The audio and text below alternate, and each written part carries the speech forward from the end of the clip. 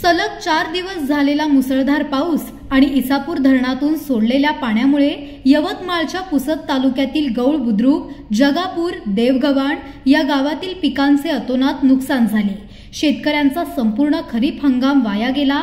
शेकडो हेक्टरवरील सोयाबीन, तूर, उडीद, मूग, भाजीपाला, वर्गीय पिके सडून गेली असून ऊस जमीनदोस्त झाला आहे।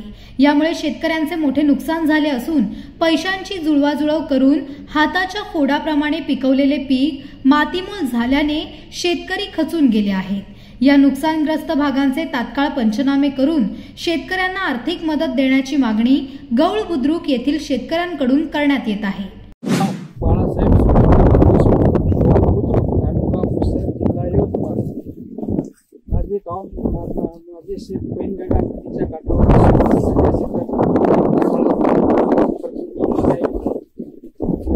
इसापूर धरणाचे पाणी अतिवृष्टी जास्त झाल्यामुळे माझ्या शेताची पूर्ण वाळून गेलेली आहे, हळद वाळून गेलेली आहे, ऊसाचं पण नुकसान आहे, सोयाबीनचं पण आहे।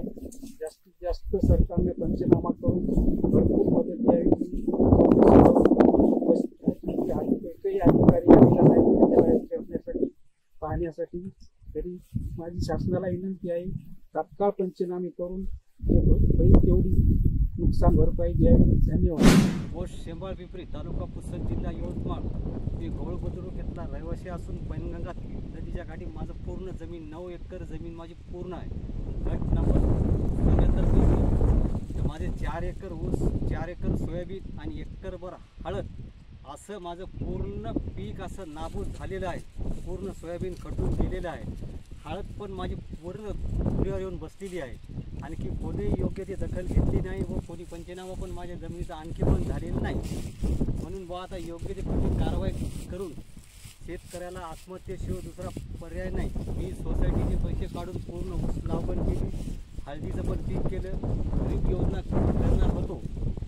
पोळ्याच्या नंतर माझं पूर्णपणे पीक जमीनदोस्त झालेलं आहे। मला आता आत्महत्येशिवाय दुसरा पर्याय नाही। योग्य ते सरकारने व गव्हर्नमेंटने योग्य ती कारवाई करून शेतकऱ्यांना पुनर्वसन करण्यासाठी योग्य ते मोबदला देऊन पुढच्या पिकासाठी मदत करावी एवढीच आमची विनंती आहे।